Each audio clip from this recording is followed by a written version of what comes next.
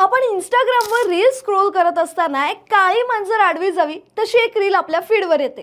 ती म्हणजे साडी नेसून जिने कसे चढावे, साडी नेसून गाडीत कसं बसावं, साडी नेसून वगैरे वगैरे वगैरे। या रील्सचा विषय काहीही असला तरी त्यात महत्त्वाची असते साडी। साडी या भारतीय पारंपरिक वस्त्राचा इतिहास या रील्सपेक्षा जास्त मनोरंजक आणि माहितीपूर्ण आहे। साडी परिधान करायला अवघड असली तरी आजही अनेक भारतीय स्त्रिया रोजच्या जीवनात साडीचाच वापर करतात। महाभारतापासून ते या रील्सच्या आधुनिक युगापर्यंत साडीचा इतिहास काय आहे जाणून घेऊया या व्हिडिओच्या माध्यमातून। नमस्कार, तुम्ही पाहताय रंजक गोष्टी जाणून घेण्याची तुमच्या हक्काची जागा म्हणजे आपलं गाजावाजा।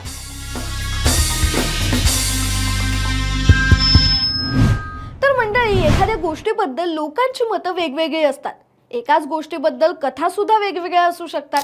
साडीच्या बाबतीतही तसंच काहीसं झालंय।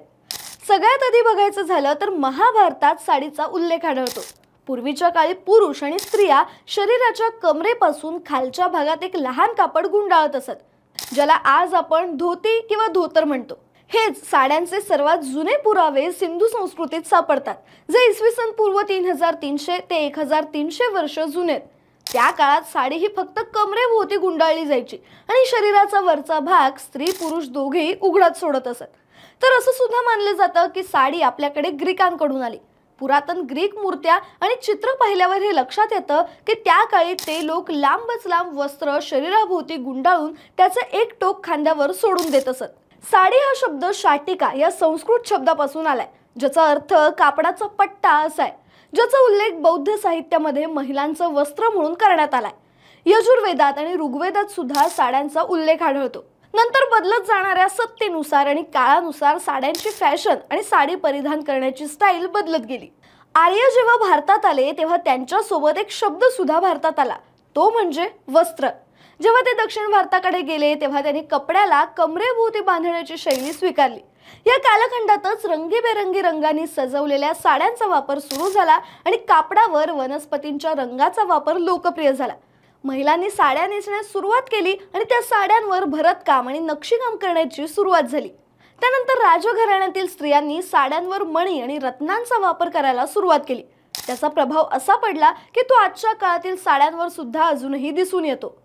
ब्रिटिश राजवटीपूर्वी अनेक ठिकाणी ब्लाऊज शिवाय साडी नेसली जात असे, पण असं मानलं जातं की ज्ञानोदा नंदिनी देवी या ब्लाऊज परिधान करणाऱ्या पहिल्या बंगाली महिला होत्या।